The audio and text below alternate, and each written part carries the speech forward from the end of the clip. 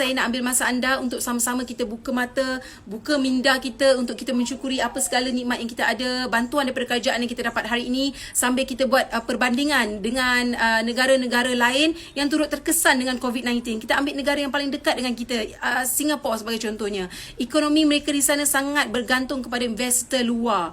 Hasil cukai mereka sendiri daripada syarikat-syarikat antarabangsa, daripada Europe, daripada US yang bertapak di sana, yang buat pelabuhan di sana. Jadi anda boleh bayangkan tak keadaan mereka di sana apabila saraf ekonomi negara-negara besar ini turut terkesan dengan COVID-19. Jadi kita kena bersyukur kerana ekonomi kita dibangunkan dengan hasil kita sendiri, daripada pelancongan kita, daripada petrol kita, daripada sawit kita. Okey, dan kita tengok Indonesia. Masya Allah, saya sangat takut sebab hari demi hari kes COVID-19 mereka naik mencanak. Dan apa kerajaan mereka lakukan? Tuan Presiden mereka tidak mengisytiharkan lockdown. Kenapa? Kerana kerajaan di sana tak mampu untuk sara pendapatan rakyat yang almost 300 juta bilangan mereka di sana.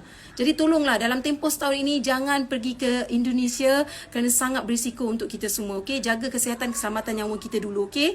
Dan kita tengok di India 1.3 bilion rakyat mereka di sana. Mereka sudah pun isytiharkan lockdown, tapi apa kerajaan mereka lakukan untuk rakyat? Adakah mereka membantu? Tak.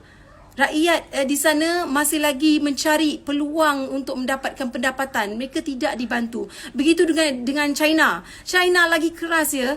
Mereka di sana full lockdown, tetapi rakyat mereka di sana dibiarkan terkontang-kanting. Pandai-pandai korang lah nak buat macam mana, pandai-pandai korang lah nak cari makan apa, sampai ke keras tahap itu. Dan kalau anda rasa lembut, anda rasa apa yang kerajaan bagi hari ini tak cukup, 1,000 tu tak cukup, duduklah dekat China, baru anda tahu macam mana cara dia, macam mana rasanya nak survive dalam kehidupan.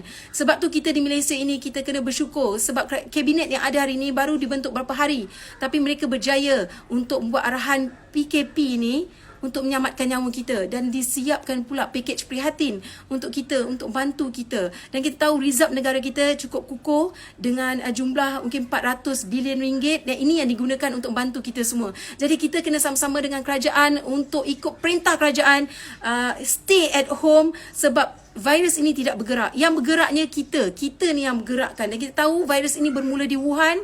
Kenapa seluruh dunia affected? Kerana penduduk di sana bawa tularan ini kan, menularnya virus COVID-19 ini. Dan di Malaysia, kalau anda ingat 25 Januari 2020, waktu itu Datuk Seri Dr. Zulkifli Ahmad yang membuat statement kes pertama di Malaysia waktu itu, 3 rakyat China yang masuk ke Johor melalui Singapura. Itu kes pertama kita.